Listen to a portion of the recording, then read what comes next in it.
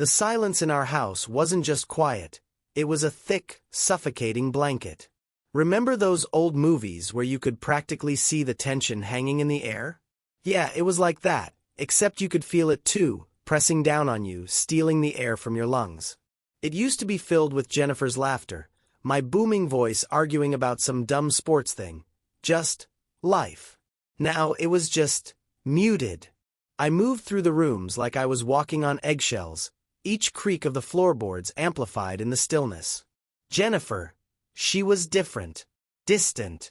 Like a beautiful painting you admire from afar, but can't quite touch anymore. At first, I told myself it was work. Her job had been crazy lately, deadlines piling up, the usual corporate pressure cooker. But even I wasn't buying that anymore. A knot of suspicion, cold and tight, had taken root in my gut, and it was twisting harder every day. Tonight, she was going out with the girls. Dinner, she'd said, some new place downtown. I watched her getting ready in the bedroom, the soft glow of the vanity mirror illuminating her silhouette. She slipped a dress over her head, that floral summer thing I always loved, the one that made her eyes look impossibly green. But tonight, something felt off. The fabric seemed to drape differently, too loose, too revealing. My eyes tracked the line of the dress, the way it moved as she turned, and a jolt sharp and cold shot through me. She wasn't wearing underwear. Jennifer. Not wearing underwear. It was such a small thing, I know, anyone else would probably miss it, wouldn't even register. But with Jennifer? It was like seeing the sky turn green. She was meticulous, almost obsessively so. Always perfectly put together, even just lounging around the house. And modest. God, yes. She'd blush if I even joked about her being underdressed. This felt deliberate. Like a subtle act of defiance, a silent signal I wasn't meant to understand, but somehow, I did. A cold dread washed over me. Why? The question echoed in my head, sharp and insistent, like a shard of ice lodged in my brain. It wasn't just the underwear, of course. That was just the cherry on top of a sundae of unease. I'd started noticing other things, little shifts in her orbit. Her phone, for example. It was practically glued to her hand, but she'd snatch it away, screen down, if I even glanced in her direction.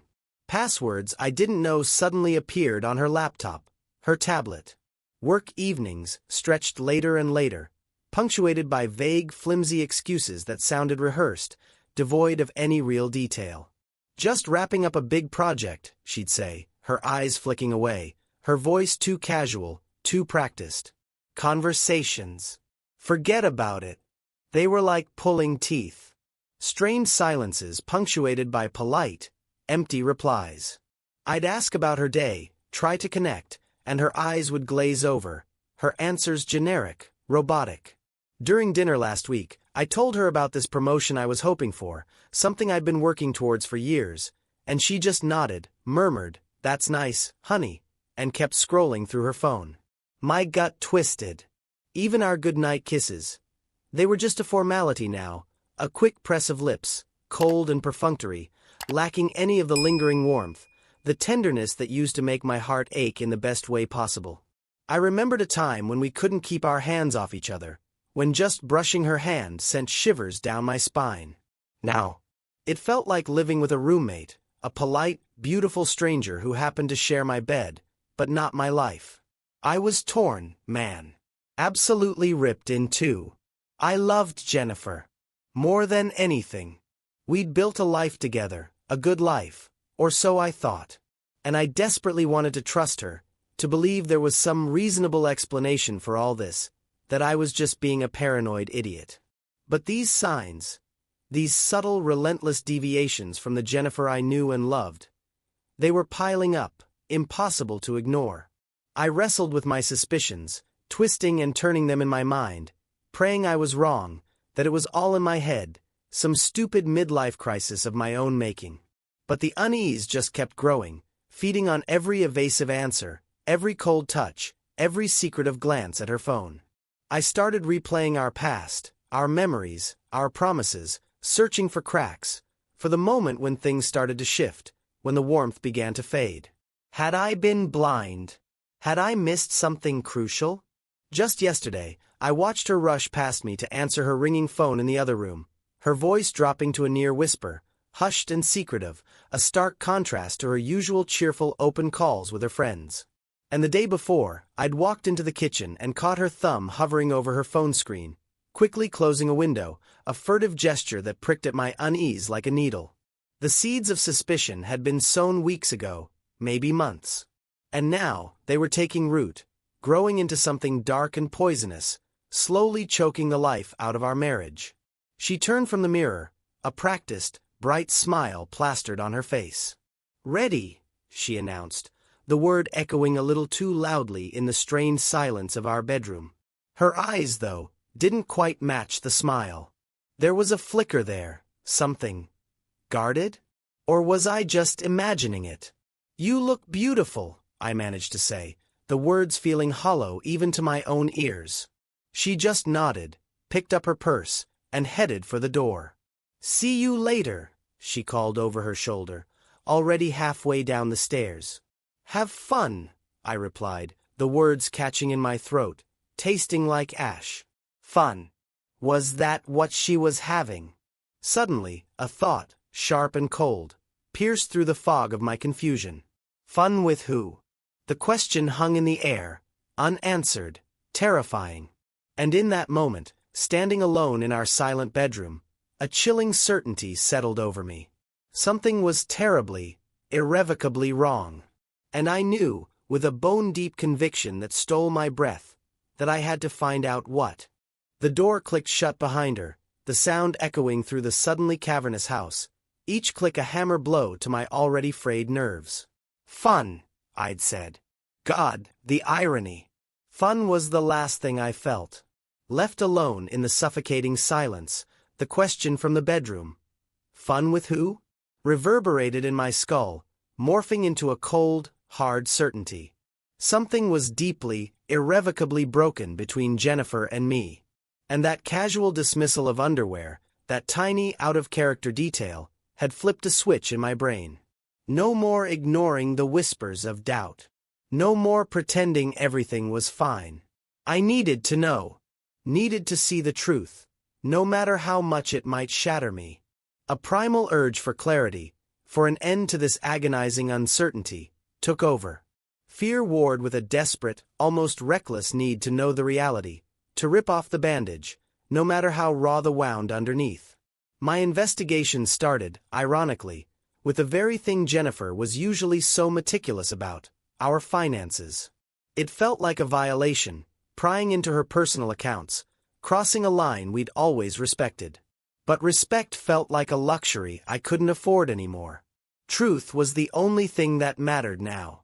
I logged into our bank portal, my fingers clumsy on the keyboard, my stomach churning with a mix of dread and anticipation. Navigating to Jennifer's personal account, a space I'd always considered hers and hers alone, felt like trespassing.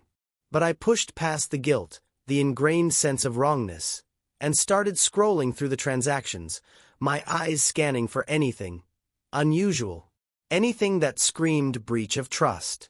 Days and nights blurred into a relentless, obsessive search through digital records. The laptop screen became a harsh, unforgiving window into a world I didn't recognize, Jennifer's world, or at least, a part of it she'd kept hidden from me. And then, they started to appear. Like anomalies in a smooth, predictable landscape, they jumped out at me, unfamiliar restaurant names flashing across the screen.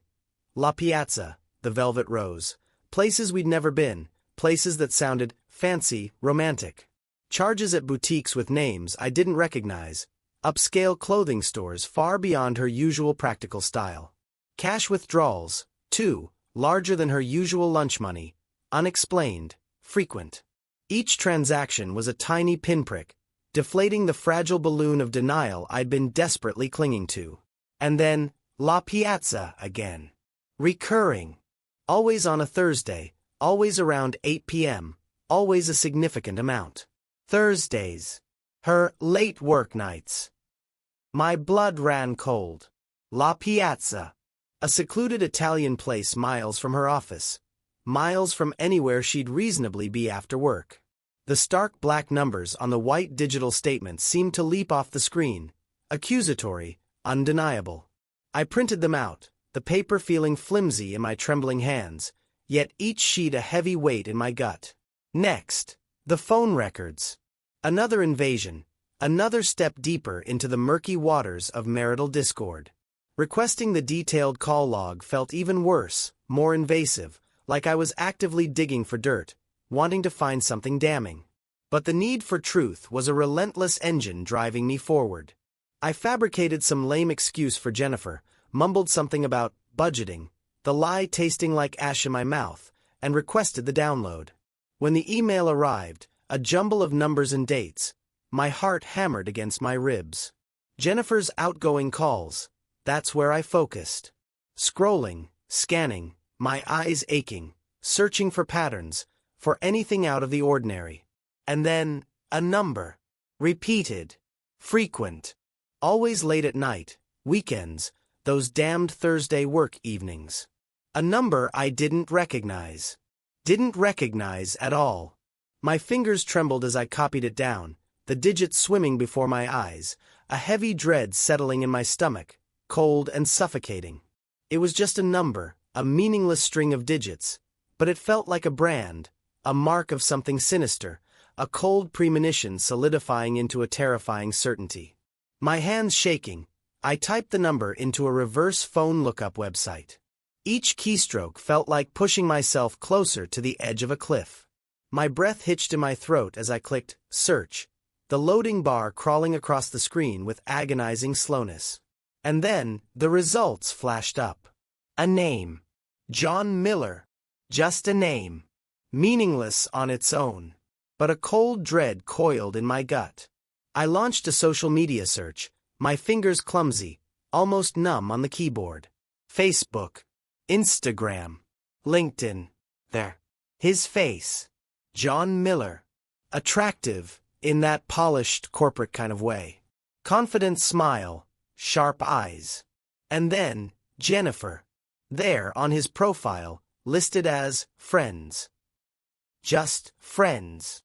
The bland, innocuous word mocking me with its blatant lie. Clicking through photos, my blood ran cold, the air in the room suddenly thin and hard to breathe. Pictures of them together. Dozens.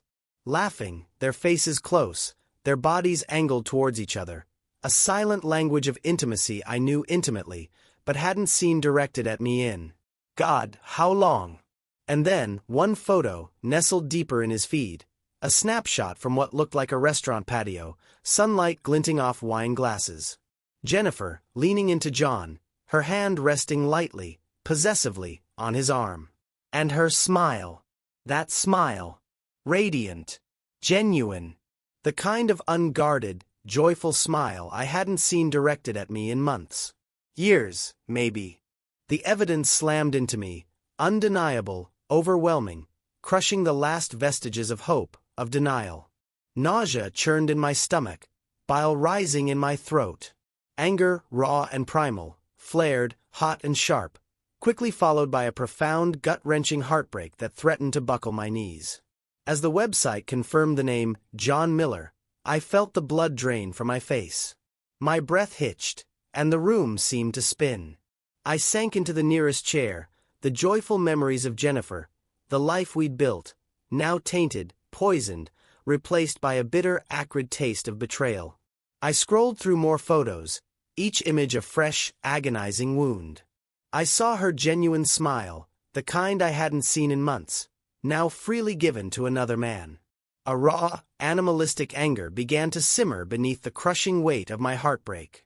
The printed bank statements, still clutched in my fist, crumpled into a tight ball, the paper crinkling like the sound of my own heart fracturing, the sound echoing the shattering of my marriage. I stared at the phone log on the screen, the string of numbers now a brand, a symbol of her deceit, each digit a nail hammered into the coffin of our life together. I felt physically winded, as if I'd been sucker-punched, the air knocked clean out of my lungs, leaving me gasping, reeling, utterly and completely broken. But even through the pain, a cold resolve began to form, hardening in the crucible of betrayal. This wasn't just suspicion anymore. This was war. And I knew, with a chilling certainty, that the time for quiet unease was over. It was time for confrontation. The weight of the evidence in my hands, the cold, hard proof of Jennifer's breach of trust, shifted something inside me. The raw heartbreak, the gut-wrenching nausea. It didn't vanish, not exactly, but it receded, pushed back by a rising tide of cold, determined resolve. Tears? Useless. Shouting? Pointless. Begging? Pleading? Absolutely not. Those weren't even options in the new, icy landscape of my mind. I wouldn't give her the satisfaction of seeing me crumble. No, Jennifer would face the truth. She would see her deceit laid bare, stripped of all pretense, stark and undeniable. A chilling calm settled over me, a strange detachment as I moved through the rest of the afternoon in a tense, quiet fury, my mind laser-focused, meticulously planning the confrontation. This wouldn't be another opportunity for her to twist words, to weave elaborate lies, to deflect and manipulate. This time, the truth would speak for itself. I would make sure of it. I wouldn't need to shout, to accuse. My actions would be the accusation. My silence, the judge. My plan began to take shape, born from a cold, almost clinical anger. Scattering the evidence on the kitchen counter, leaving it for her to discover. Too passive, too easily dismissed. No, this needed to be theatrical. A statement. Something she couldn't possibly ignore, couldn't rationalize away, couldn't pretend not to see. I decided to create a visual display of her deceit, a silent accusation that would scream volumes louder than any shouted words. It wouldn't be about me losing my temper, about emotional outbursts. It would be about her actions, laid bare for her to witness, for her to own. I gathered the printed bank statements, each page rustling like a whispered accusation, the damning phone records, the digital call log, a stark timeline of her deception, and the screenshots of those sickening social media photos, each image a frozen moment of their connection. Each piece of paper, each digital file, a testament to her lies. From the junk drawer in the kitchen, I retrieved a box of old thumbtacks, their sharp points glinting under the harsh kitchen light. With a methodical precision that surprised even myself, I began pinning the evidence to the most prominent wall in our living room. The large, blank expanse of wall facing the entryway. The first thing anyone saw upon stepping inside our home, the focal point of the entire space. That's where I would build my monument to marital discord. William moved with a chilling calm, each thumbtack hammered into the wall a forceful punctuation mark on the sentence of our failing marriage. The rhythmic thwack, thwack, thwack of the tacks against the drywall echoed in the silent house, a morbid soundtrack to the unraveling of my life. I felt detached, almost numb, observing myself from a distance, my mind focused solely on the mechanics of the presentation, arranging the evidence, aligning the edges of the papers, creating a visually arresting, emotionally devastating display. It was as if I was building a shield, layering logic and cold, hard facts between myself and the raw, overwhelming pain threatening to engulf me. Bank statements overlapped phone logs, social media photos juxtaposed with restaurant receipts, creating a stark, accusatory collage. A visual tapestry of betrayal woven across our living room wall. This on the wall.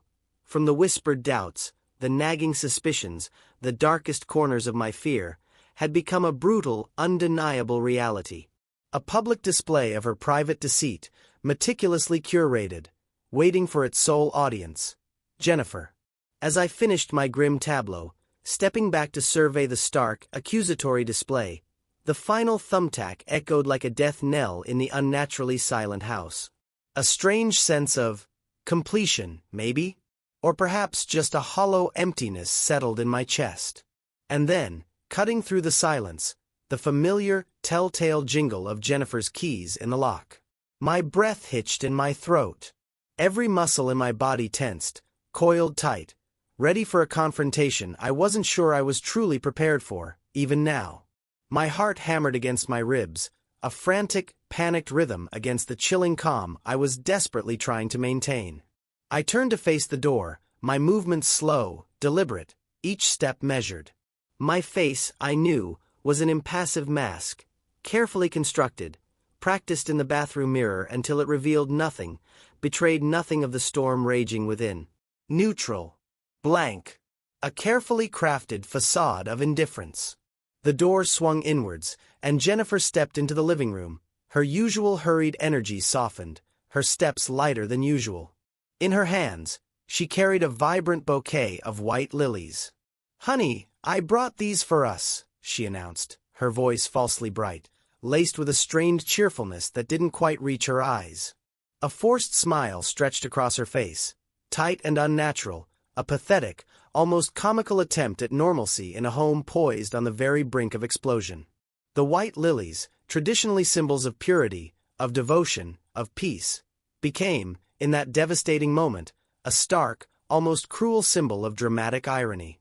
They were meant as an offering of reconciliation, a peace offering perhaps, or maybe just a calculated distraction, brought into a space where peace was no longer possible, into a home about to erupt with the shattering revelation of lies, a battlefield masked as a living room, waiting for the first shot to be fired.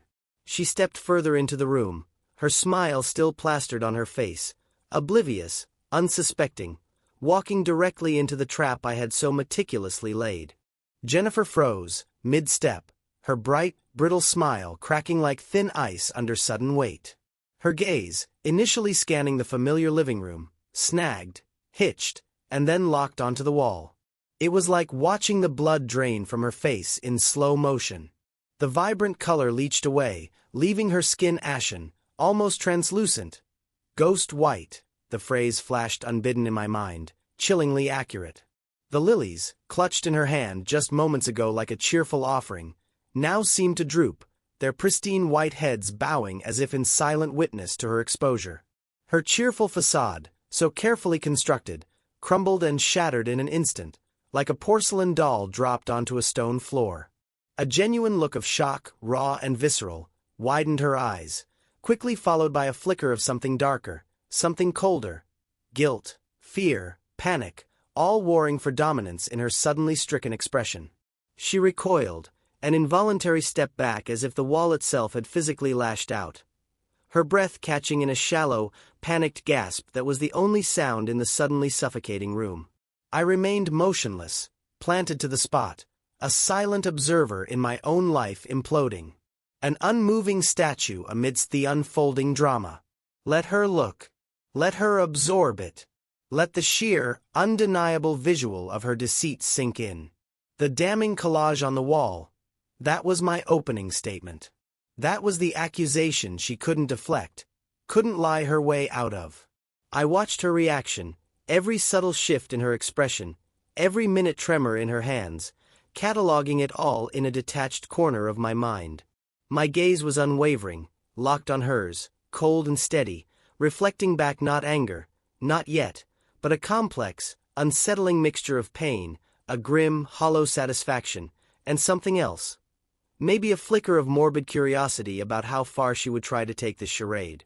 The silence stretched, thick and oppressive, a suffocating blanket of unspoken accusations and dawning dread. Deafening. Broken only by Jennifer's increasingly shallow, ragged breaths and the faint, almost imperceptible rustle of the lilies trembling in her suddenly unsteady hand. The air itself seemed to vibrate with unspoken tension, a taut wire stretched to its breaking point. Finally, after an eternity measured in heartbeats and strained breaths, Jennifer's lips parted, forming words that were barely more than a shaky exhalation. "William." Her voice was a fragile, reedy whisper, almost lost in the heavy silence. "William, what is this?" The question hung in the air, pathetic in its feigned innocence, ludicrous in the face of the overwhelming visual evidence. She was still avoiding my gaze, her eyes darting frantically around the room, anywhere but at the wall, anywhere but at me, as if searching for an escape route, a loophole in the reality of her exposed breach of trust. She attempted a denial, weak and desperate, the words cracking and fracturing like her composure. There must be some mistake." Another shallow gasp, another averted glance. I can explain. Her voice trailed off, fading into nothingness, the flimsy words hollow, utterly devoid of conviction, even to her own ears. She knew, we both knew, in that devastating airless moment, that the evidence was undeniable, irrefutable. There were no more lies left to spin, no more veils to hide behind. The truth, stark and brutal, was plastered across our living room wall for all the world, or at least for both of us, to see. Enough silence. Enough charade. It was my turn to speak. I finally broke the suffocating weight of the quiet, my voice low and steady, deliberately devoid of any discernible emotion.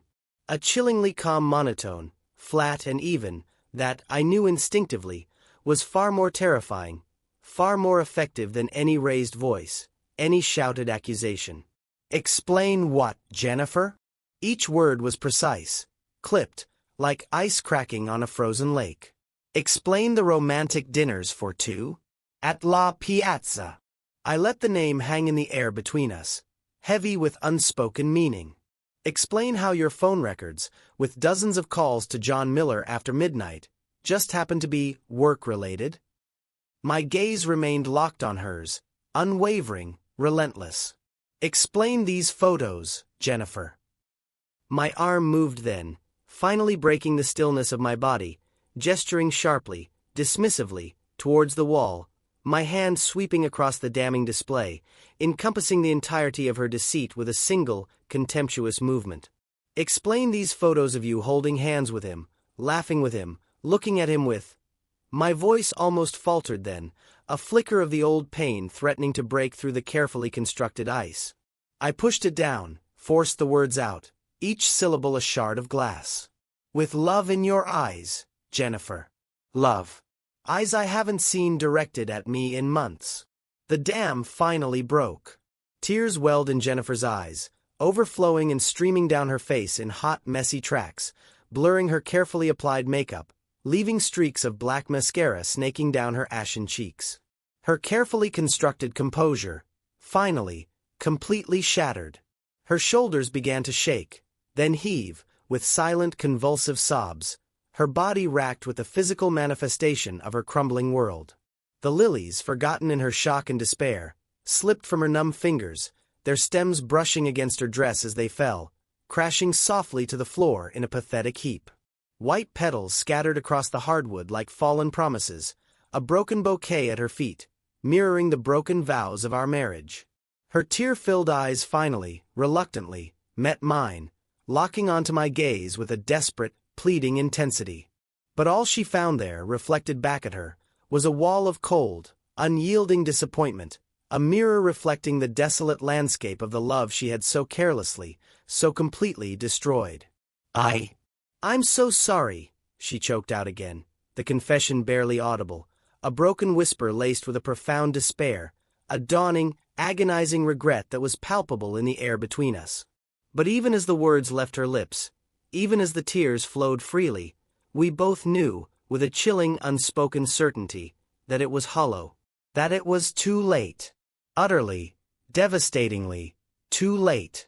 And in that moment, suspended in the suffocating silence of our imploding world, I knew, with a cold, hard certainty that settled deep in my bones, that there was nothing left to salvage, nothing left to say, except goodbye. Jennifer's sobs echoed in the sudden silence, a raw, broken sound that clawed at something deep inside me, something I thought I'd buried under layers of anger and resolve. I watched her emotional collapse with a detached sadness, an almost clinical observation of her unraveling.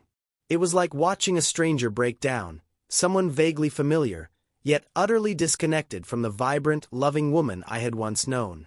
For a fleeting moment, a ghost of warmth flickered in the icy landscape of my heart, a pang of the love we had shared, the memories of laughter and tenderness that now felt like echoes from a distant lifetime. But it was weak, ephemeral, quickly, brutally, overshadowed by the gaping, festering wound of her breach of trust, the raw, undeniable reality of her deceit. The fleeting pang dissolved, leaving behind only a cold, hollow ache. I had nothing left to say, no more accusations to hurl, no further questions to ask. The evidence was on the wall.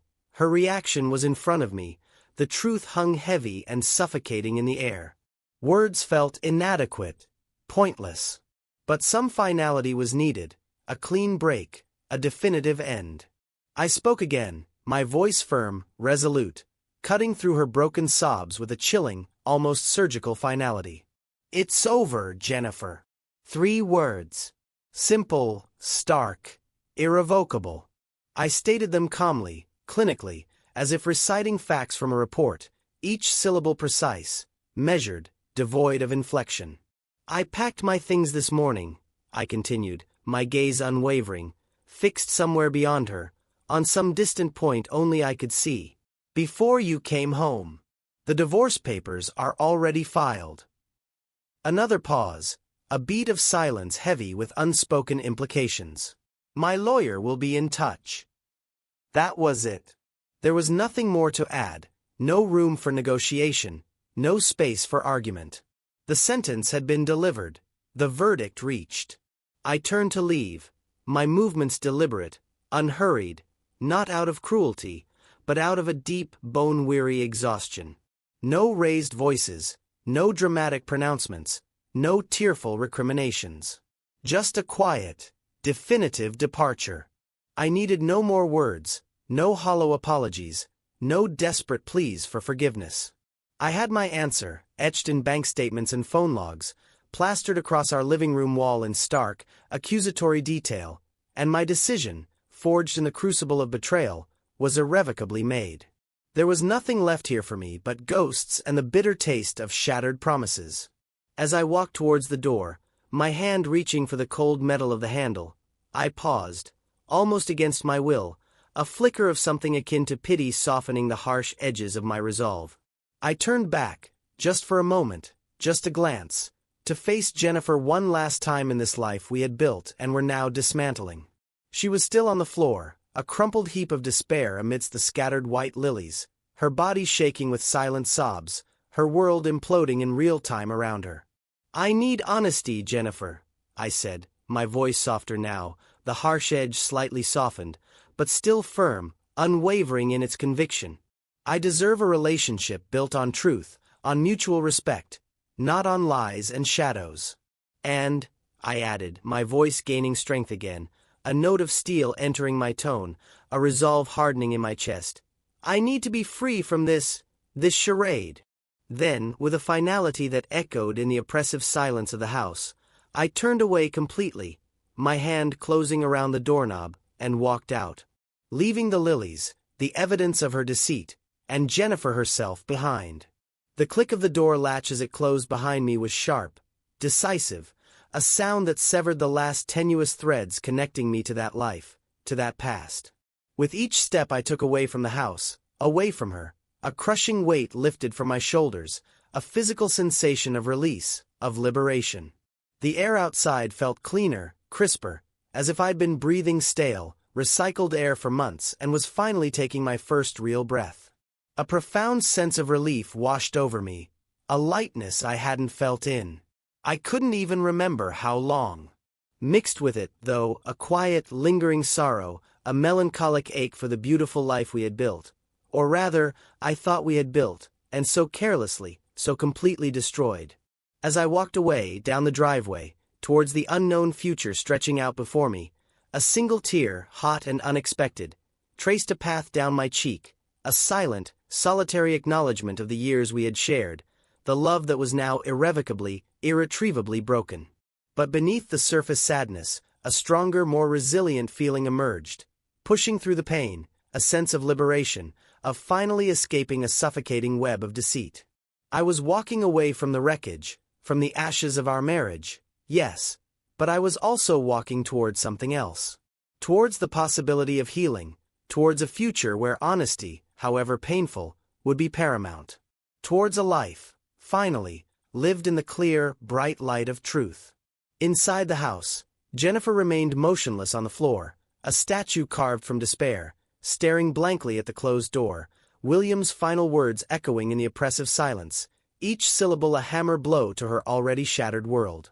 Regret twisted in her gut, sharp and agonizing, A visceral pain that went far beyond just being caught, beyond the exposure of her carefully constructed lies. It was a deeper, more profound regret, a soul-crushing realization of what she had lost, of what she had so carelessly thrown away. Not just William, not just the marriage, but the genuine love that had been offered, the solid foundation of trust she had systematically dismantled, brick by deceitful brick.